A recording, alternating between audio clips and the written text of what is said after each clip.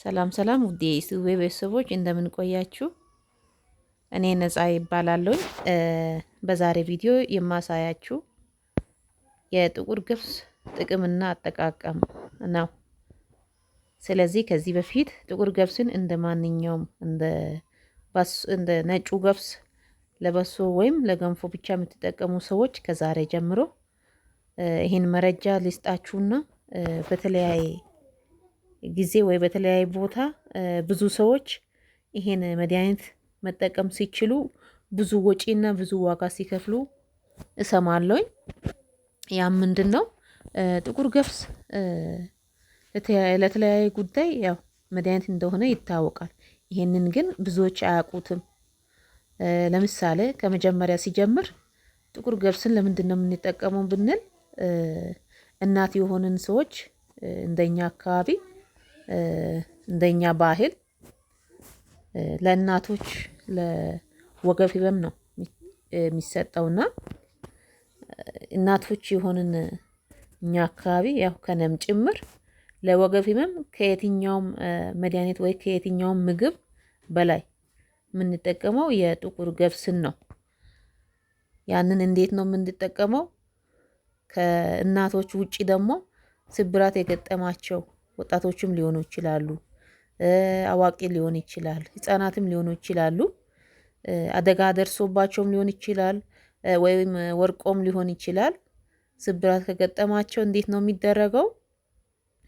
ስብራት እንዴት ነው የሚጠገነው በጥቁር ገብስ የሚለውን መረጃ ሊሰጣችሁ ነውና መጀመሪያ ከአራስ ወገብ ህመም ጋር በተያያዘ ይሄ ጥቁር ገብስ አጠቃቀሙን ላስረዳችሁና ከዛ በመቀጠል ነው ወደ ስብራት መድኃኒትነቱ የሚሄደው። አንድ እናት ከወለደች ቀን ጀምራ ኦፕራሶን ካልሆነች ወይ ስቲች ልትሆን ትችላለች። ደግሞ በኖርማል የወለደችም ልትሆን ትችላለች። ነገር ግን የወገብ ህመም ይኖራታል። ስለዚህ ከኦፕራሶን ውጪ ያላቸው ኦፕራሶን ምንድን ነው ያልኩት? ኦፕራሶን የሆኑ እናቶች ያው ምግብ እስከሚፈቀድላቸው ድረስ ይሄን አይወስዱም። ያ ማለት ያው ምግብ መብላት ሲጀምሩ መውሰድ የሚችሉት ነው እነሱም ቢሆኑ ማለት ነው። ስለዚህ ከኦፕሬሽን ውጪ ያላቸው ከወለዱት ቀን ጀምሮ ምግብ ስለማይከለከሉ ጠዋት ማለት አዘገጃጀቱ መጀመሪያ እንደ ኖርማል እንደ ባሶ ተቆልቶ ይፈጭና ይዘጋጃል ከአጃ ዱቄት ጋር። ለምሳሌ 5 ኪሎ ገብስ የሚፈጭ ከሆነ 5 ኪሎ ከ5 ኪሎ 3ቱ ገብስ ጥቁር ገብስ 2ቱ ደግሞ አጃ ይሆናል። አንድ ላይ 5 ኪሎ ይሆናሉ። ከዛ ተፈጭቶ ይመጣና ማታ ኖርማሊ እንደ በሶ ልምድ ያለን ሰዎች ከሆንን ወይም መጠጣት ምንችል ከሆንን ማለት ነው። ወይንም ጣዕሙን በትንሹ በሲኒ ነገር ተበጥብጦ መቅመስ ይቻላል። ምንም እንትን የለውም፣ ኖርማል ነው። ነገር ግን በወተት ነው የሚጠጣው መድኃኒትነቱ በኡርጎ መታ ተብሎ ተመቶ ማለት ነው። ካልሆነ አሬራም ከተገኘ ማታ በጆክ ይበጠበጥና ከዛ በኋላ ያድራል። ያደረውን ሌሊት 11 ሰዓት ላይ እቺ የወለደች እናት ወይም አራሷ 11 ሰዓት ላይ በባዶ ሆዷ 2 ብርጭቆ ትጠጣለች። ከዛ በኋላ ተማልሳ ትተኛና እስከ 2 ሰዓት ድረስ ምንም አይነት ምግብ አትበላም። ከ2 ሰዓት በኋላ ቁርሷን ትበላለች።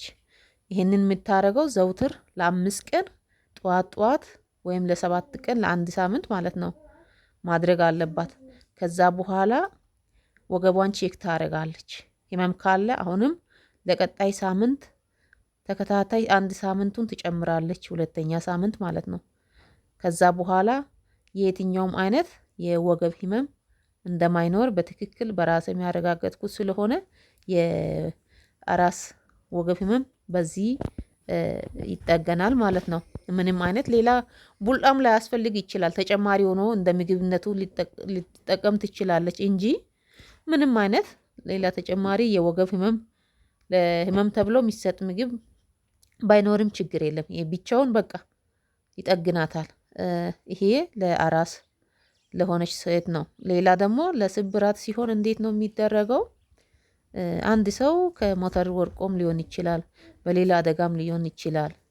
ስለዚህ ወርቆ ይሰበርና ከወጌሻ ቤት ወይም ሐኪም ቤትም ቢሆን ይታከምና ከዛ በኋላ ያ ቦታ ስብራቱ ቶሎ እንዲድንለት ከተፈለገ አሁንም በተመሳሳይ ሁኔታ ይዘጋጃል።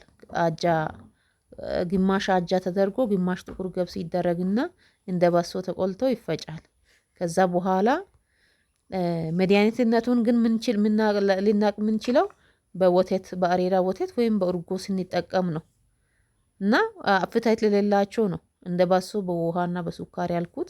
ምንም አይነት ሱካርና ጨው ሳያስፈልግ ማታ በአሬራ ወይም በእርጎ ወተት ተበጥብጦ ሌሊት 11 ሰዓት አካባቢ በባዶ ሆድ ይጠጣል።